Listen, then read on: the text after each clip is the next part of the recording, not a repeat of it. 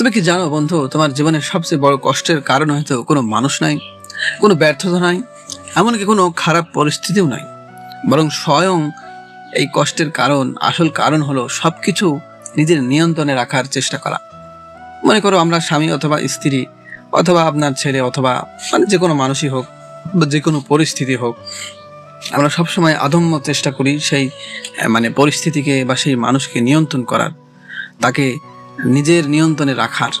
আর এই চেষ্টাটাই হলো আপনার জীবনের সবচেয়ে বড় কষ্টের কারণ। এই বিষয়ে আজকে আমরা জানবো।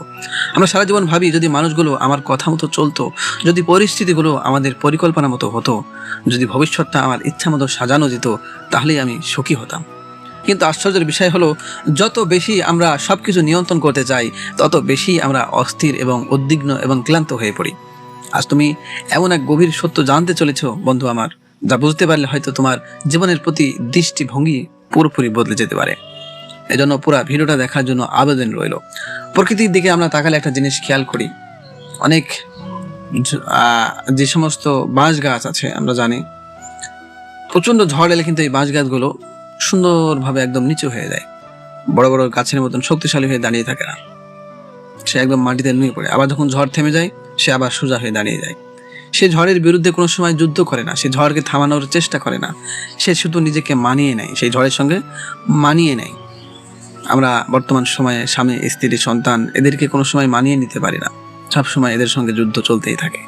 সংসার তখনই সুন্দর হয় যখন আমরা একে অপরকে মানিয়ে নিতে পারবো, এবং ঠিক সেই কারণেই সে টিকে থাকে। যে বাঁশ গাছটা মানিয়ে নেয় এবং সে টিকে থাকে।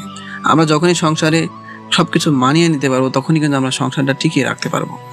জীবনে ঠিক এমনই বন্ধু, যে মানুষ প্রতিটি পরিস্থিতির বিরুদ্ধে যুদ্ধ ঘোষণা করে, সে খুব দ্রুত ক্লান্ত হয়ে যায়। আর যে মানুষ পরিস্থিতির সঙ্গে তাল মিলিয়ে চলতে শেখে, সে ভিতরে ভিতরে এক অদ্ভুত শক্তিশালী হয়ে ওঠে এবং ধৈর্যশীল হয়ে ওঠে। এবার একটি ছোট্ট গল্প তোমাদেরকে শোনানো যাক। একজন যুবক প্রতিদিন রাতে ঘুমাতে যাওয়ার আগে নিজের ভবিষ্যৎ নিয়ে দুশ্চিন্তা করত। চাকরি হবে তো, টাকা পয়সা হবে তো, মানুষ আমাকে সম্মান করবে তো।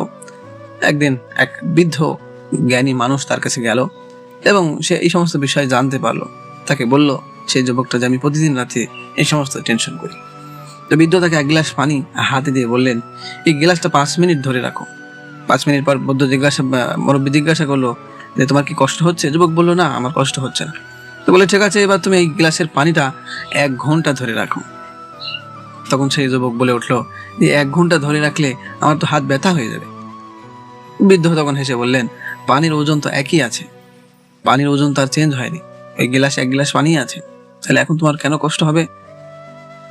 সহজ হিসাব, যে তুমি যতক্ষণ এই জিনিসটা ধরে রাখবে, যত বেশি সময় ধরে তুমি ধরে রাখবে, তত বেশি তোমার কষ্ট হবে। তারপর তিনি বললেন, দুশ্চিন্তাও ঠিক এরকমই। সমস্যা নয়, সমস্যাকে দীর্ঘ সময় ধরে মাথায় বয়ে বেড়ানোরই আসল যন্ত্রণা। আপনি যত সময় ধরে আপনার পুরনো কথা, পুরনো স্মৃতি এবং পুরনো সমস্ত কষ্ট আপনি নিজের মাথায় ধরে রাখবেন, ততই কিন্তু আপনার কষ্ট বাড়তে থাকবে। এখন আরেকটি প্রাকৃতিক দৃশ্য কল্পনা করো। আকাশের মেঘগুলো দেখেছো কোনো সময় বন্ধু? আর তারা কখনো কিন্তু আকাশকে আঁকড়ে ধরে বসে থাকে না, এক জায়গায় চিরকাল থাকতে চায় না। তারা আসে, কিছুক্ষণ থাকে, তারপর আবার ভেসে চলে যায়। আমাদের মাথার ভিতরে যে সমস্ত চিন্তাগুলো কাজ করে, ঠিক মেঘের মতোই কিন্তু রাগ আসে, ভয় আসে, কষ্ট আসে, কিন্তু আমরা ভুল করে সেগুলোকে স্থায়ী অতিথি বানিয়ে ফেলি। আমরা ভাবি এই অনুভূতিগুলাই মনে হয় আমি, এগুলো ছাড়া মনে হয় আমার অস্তিত্ব নেই, এবং তখনই শুরু হয় ভেতরের অশান্তি। এই অশান্তি থেকে মুক্ত হতে হলে আমাদেরকে মেঘের মতো হওয়া লাগবে, বা মেঘের মতো আমাদেরকে ভাবতে হবে যে মেঘ আসবে আবার চলে যাবে, আসবে আবার চলে যাবে। এটা একটা প্রাকৃতিক নিয়ম। গরম আসে, শীত আসে, কষ্ট আসে, দুঃখ আসে, রাত আসে, দিন আসে, এগুলো আসবে আবার চলে যাবে। এগুলোকে ধরে যতক্ষণ আপনি ধরে রাখবেন, ওই যে গ্লাস ধরার মতো, যতক্ষণ আপনার নিজের মাথায় ধরে রাখবেন, ততদিন আপনার ভিতরে কষ্ট চলতেই থাকবে। এক ব্যক্তি প্রতিদিন আয়নার সামনে দাঁড়িয়ে নিজের চেহারার ছোট ছোট ত্রুটি ভুল ধরত।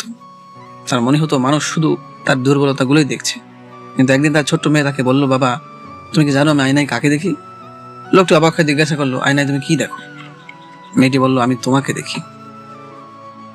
মেয়েটি তার বাবাকে দেখে আয়নায়। সেদিন মানুষটি বুঝলো যে সারা জীবন যে ত্রুটির দিকে তাকিয়েছিল, অথচ পৃথিবীর অধিকাংশ মানুষ তার অসম্পূর্ণতা নয়, তার অস্তিত্বকেই দেখছে। আমরাও ঠিক এমনই কিন্তু ভুল করি। আমরা নিজেদের উপর এত বেশি চাপ সৃষ্টি করি যে জীবনকে উপভোগ করতেই ভুলে যাই। মনে রেখো, সব প্রশ্নের উত্তর আজই জানতে হবে এরকম না, সব সমস্যার সমাধান আজকেই হতে হবে এরকম না, সব মানুষকে খুশি করাও তোমার দায়িত্ব নয়। কখনো কখনো সবচেয়ে বুদ্ধিমান সিদ্ধান্ত হলো ছেড়ে দেওয়া। এই সমস্ত সমস্যাকে, এই সমস্ত পরিস্থিতিকে, সাংসারিক যত সমস্যা রয়েছে সবকিছুকে একসময় তুমি যখন ছেড়ে দেওয়া শুরু করবে, বিশেষ না হলে আজকেই তুমি পরীক্ষা করে দেখো, যদি তোমার জীবনে আজকেই কোনো সমস্যা থাকে তাহলে আজকেই সেই সমস্যাটাকে একবার শুধু পুরোপুরি মন থেকে ছেড়ে দিয়ে দেখো, যে যা হয় হোক, আমার তাতে কোনো যায় আসে না। ছেড়ে দেওয়ার অর্থ হলো ছেড়ে দেওয়া নয়, এর অর্থ হলো যা তোমার নিয়ন্ত্রণের বাইরে তার সঙ্গে যুদ্ধ বন্ধ করে দেওয়া।